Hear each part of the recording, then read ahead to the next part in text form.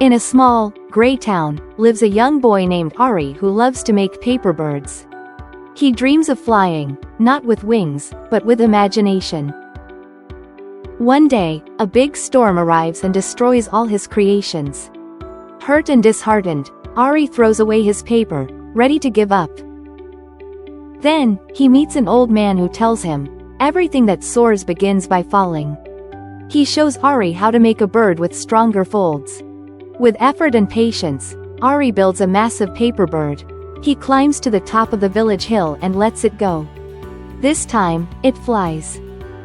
Ari's bird becomes a symbol in the village. Even paper can fly, if belief holds the wings.